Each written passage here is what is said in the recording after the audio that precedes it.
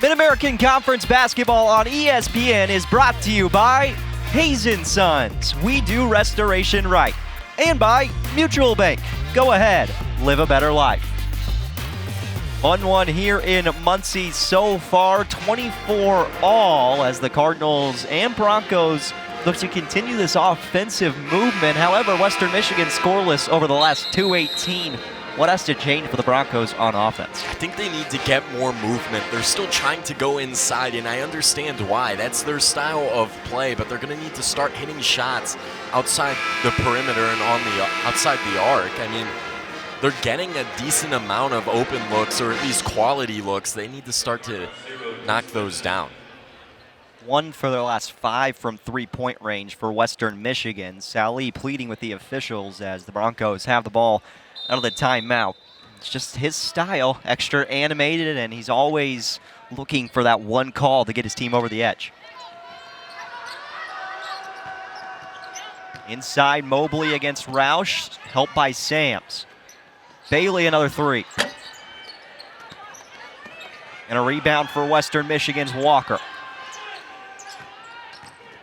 Those offensive rebounds can kill you if you're a defense, as Mobley can't finish. Deuce Benson with a rebound. Again, I like the ball movement by Western Michigan. They're just not getting shots to fall right now. Ball State's still doing a good job against Mobley, but she's aware now and trying to pass it and kick it out. Left side, Brown, spin move, and the ball couldn't spin in. Just a little too strong there, going up with her left hand. Got into the lane so effectively. Brown with 9 points as Walker puts Western Michigan up 2.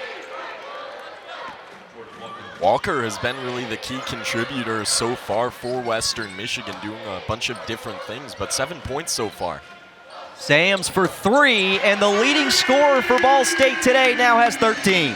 And I mentioned she struggled the last couple of games before that Kent State game on Wednesday, but she's really heating up in a big way. Huge that that foul got reversed to on August Daughter instead of on Sam. She's been lighting up the scoreboard so far. Inside, Walker again, straight up, Mobley the board. And she puts it back up and in, and that is where you cannot let Mobley get that far underneath. And you just saw hard work really by both teams, both Sam's defending and then Mobley going up against 2 defenders right under the hoop.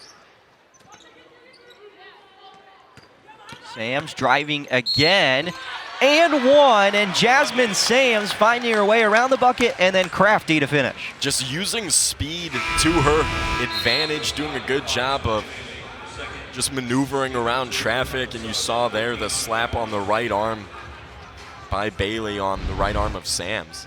Bailey's second personal foul as Anna Gamara comes in for the first time for Ball State, with Sams at the free throw line where she is 1 of 1 today, has already converted on an and 1. 2 for 2. Sams now has 16 points. And Sams shooting at over 80% from the charity stripe this season. She just does all the small things really well.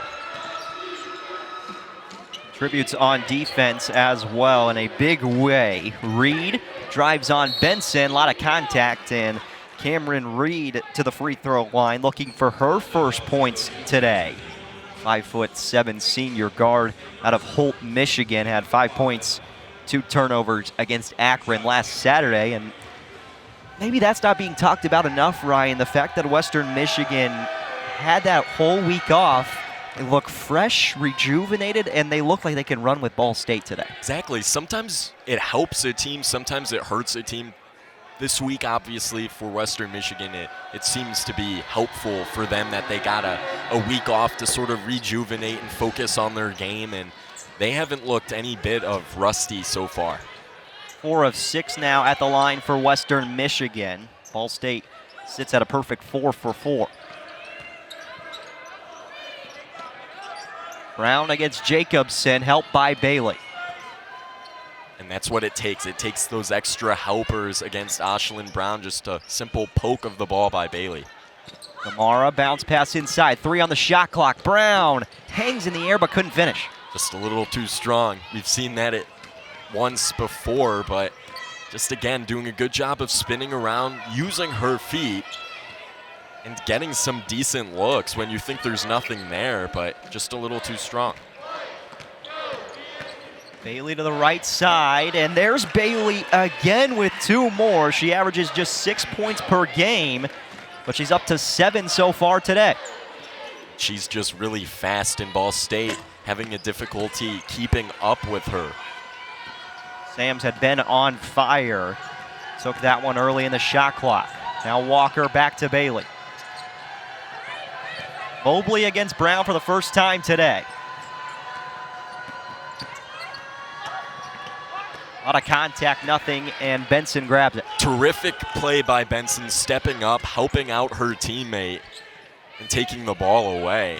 Ball State does such a good job of knowing the situation and knowing where everybody is on the floor and knowing when to help out like that. Inside, Gamara for 2. That'll get the bench on their feet as Ana Gamara picks up 2 points. Career high is 3 for Gamara. Doesn't see a lot of time on the floor, but the Spaniard gets that offense maybe rejolted. And again, the deep bench for Ball State creating some problems for Western Michigan. Jacobson to Mobley. Off the mark. Brown another board.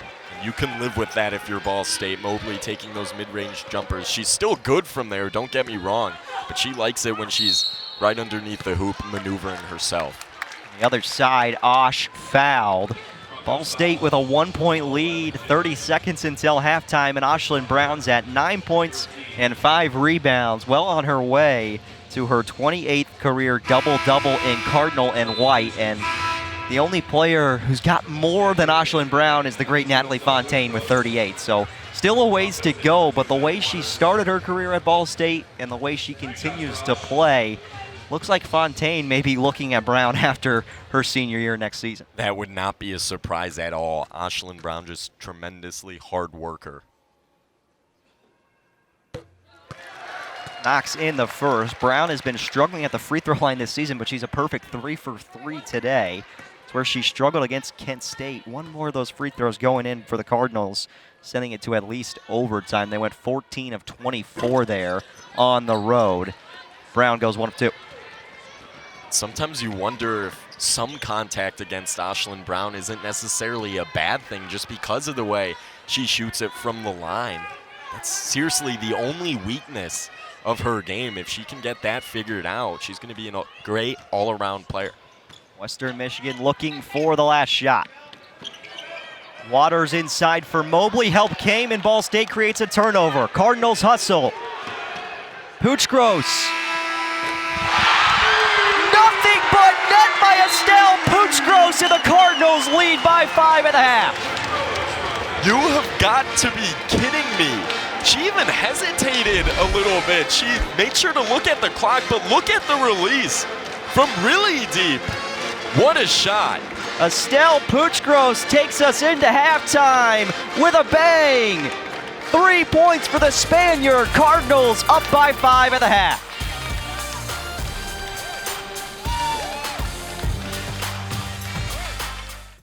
One to nothing, Lakeshore in front of Green Bay into the bottom of the third inning here at Concordia University in Wisconsin. Capco Park, the Chinooks, the home team today, and a 1-run put up on the board in the bottom of the second inning here at Capco Park for Lakeshore, and Green Bay back to the mound, and defensively, the Booyah on the bottom of the third inning will face off against Cole Barr, Jake Thompson, and Daryl Myers. 2, 3, 4 in the batting order for Lakeshore against Dalton Wiggins. Second time through against the right-handed starter out of Marietta.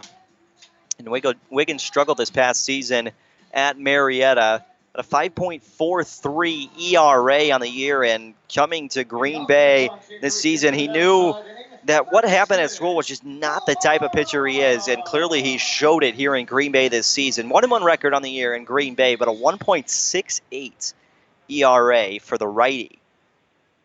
Working from the windup against Cole Barr. Barr grounded out to Mike Ferry at shortstop in his first at-bat. Pops up the first pitch he sees, right side of the infield. Matson drifting towards the line and makes the catch above his head for the first out of the third inning. So 1 pitch, 1 out for Wiggins.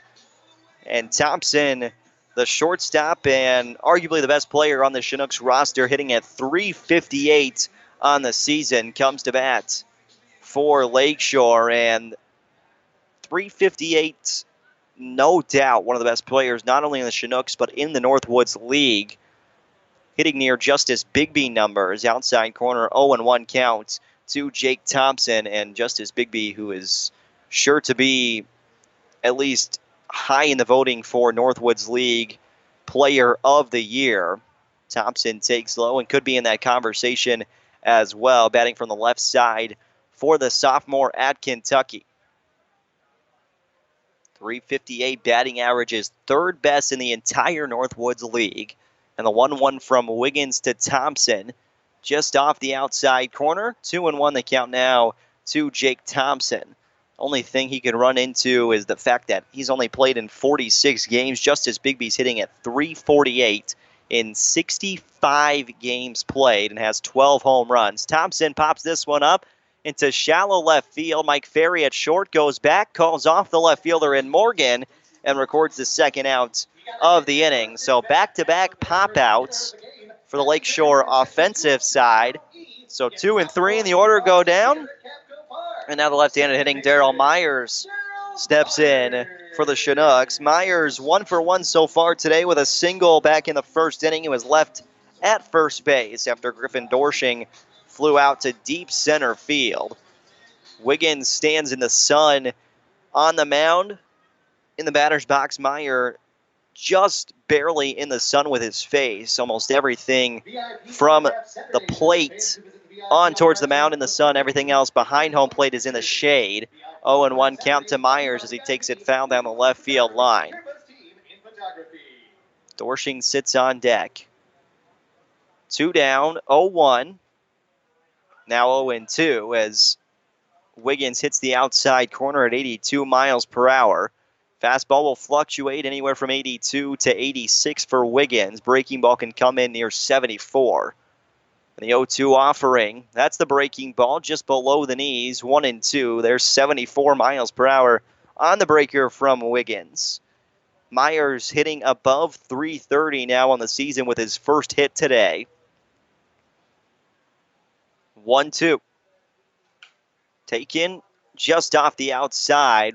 Myers patient at the plate and Maris behind home plate trying to frame on the outside furthest part of home plate at the top of the zone. Did not get the call. 2 balls, 2 strikes, and 2 outs in the bottom of the third inning. 1-0 lead for the Chinooks. And Myers spoils the 2-2. We'll have pitch number 6 of this at-bat upcoming with 2 down in the inning. Dorshing standing on deck for Lakeshore. 1 run on 2 hits for the Chinooks. 1 error on the defensive side. No runs and 1 hit for Green Bay. 2-2 count. Breaking ball taken towards the right side and up the middle into center. Wiggins gives up his second single to Myers today. Another 2-out hit for Lakeshore. 1 on, 2 down in the 5 spot in the order with Griffin Dorshing.